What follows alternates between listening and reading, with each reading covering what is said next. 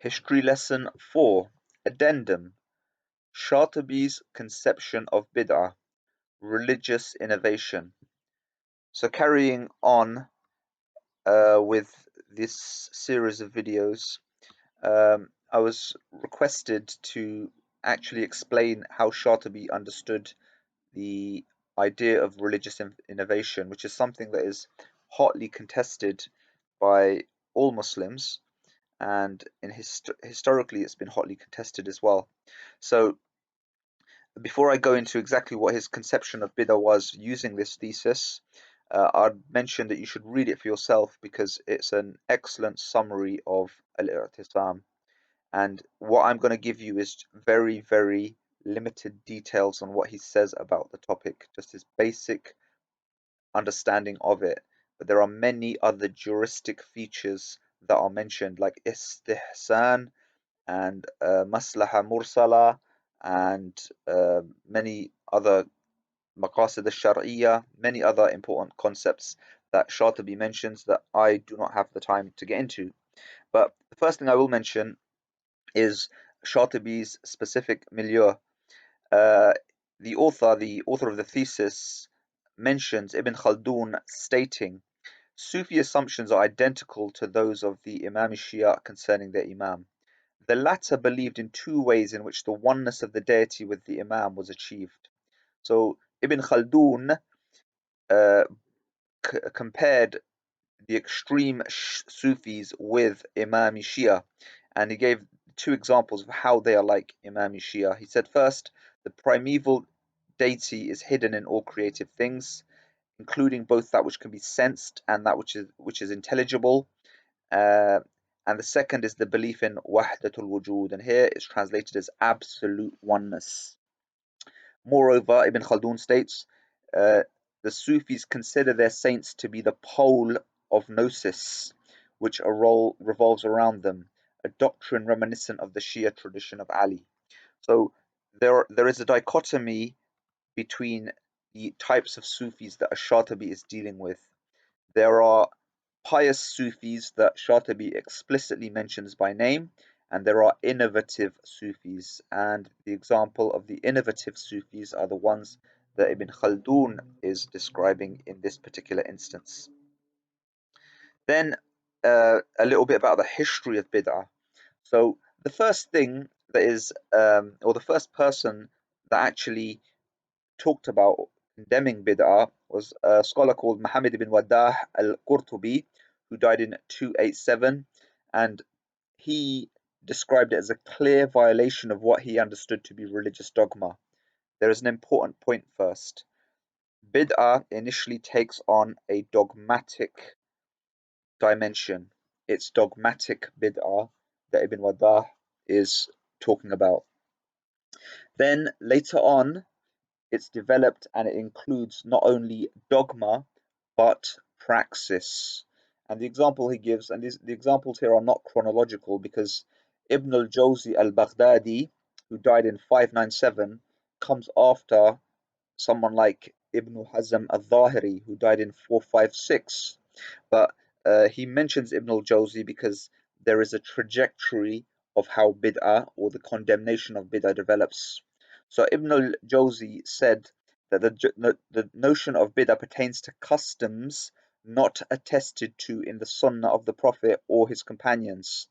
And then he reportedly rejected every novelty uh, touching on custom and religious rites. Can you see? And that's very important that you understand that there is a separation between dogma and religious rites stroke customs. Further on, it develops that a Maliki jurist, and again the chronology is skewed a bit because this Maliki jurist dies in 474 before Ibn al-Jawzi. His name is al-Turtushi, also censures bid'ah as an unlawful practice, and for him there is no novelty between muhdatha and innovation, and the concept of adiyat and ibadat is brought in. So it's no longer dogma. Dogma seems to have been settled by this point, but there is the question of practice, and al-Turtushi defines customs and ibadat as a separate category to uh, uh, dogma. Then, after al-Turtushi, we have um, another scholar called Ibn Abi Shama, and Ibn Abi Shama says that there is a bid'ah called bid'ah mustaqbaha, so hated innovation, and he further divides it into two, bid'ah muharrama and bid'ah makruha, and then there's a second ambiguous bid'ah, bid'ah mushtabiha.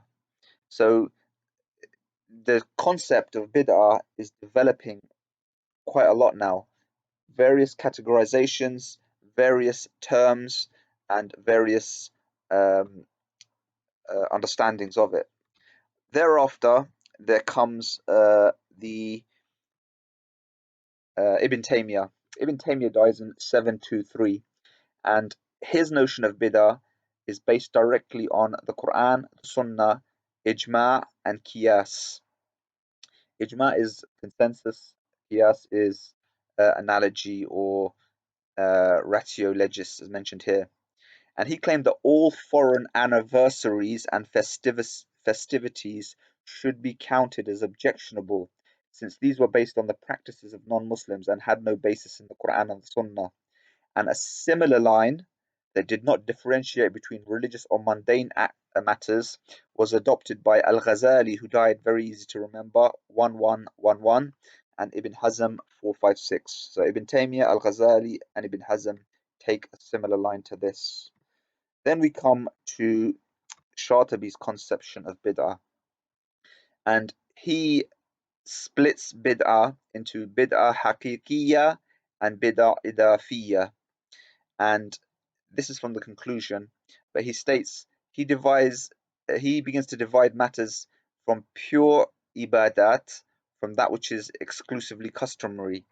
The former are taken for granted as submission to God, while the latter can be modified according to human needs and consensus. So uh, there is real, true bid'ah, and then there is relative bid'ah. So it starts initially as dogma, then it becomes ritual rites, then it becomes practice. Then Ibn Abi Shama uh, brings different categorizations of bid'ah, and examples that Shatibi gives of bid'ah, relative bid'ah, for example, is defined first of all as an innovation rooted in a clear textual indicant, such as in the case of congregational prayer on the night of Ramadan, and second, as innovation based on ambiguous indicants or no indicant at all, such as, for example, reciting dhikr habitually in congregation. Another thing that Shatibi mentions in this thesis is he has two conceptions, bid'ah saghira and bid'ah kabira, minor bid'ah and major bid'ah. And he gives uh, a number of four qualifications of how you can distinguish between them. The first is you persist in performing the act. The second is you tell others to practice the act. The third is you practice it in public. And the fourth is you discredit its violence, or you discredit those who attack it. So if it has these four characteristics, then it's a big bid'ah according to Shatabi. Persistence, encouragement of third parties, public practice, and discrediting its violation. That, in a nutshell, is Shatabi's conception of bid'ah. And one other concept that I think this rests upon, and the crux of this rests upon, is one conception that Shatibi mentions in this quote here. So, in addition to his division of innovation into ibadat and adiyat, haqiqiyya and idafiyya, saghira and kabira, he distinguishes ibadah as those acts whose prohibition and command is rationally not understood. So things like praying, fasting, and Hajj, you can't rationally understand these acts. There's no benefit rationally to praying, to fasting, and Hajj. But customs, they can be understood. You do it because of your public benefit. So you buy and sell for benefit, you marry for benefit, uh, and crime is committed for the benefit of the criminal. So here is his division between ibadah and ada. Again, this is a huge topic, but this is just a very quick summary of what Shatabi conceives bidah to be. Stay tuned.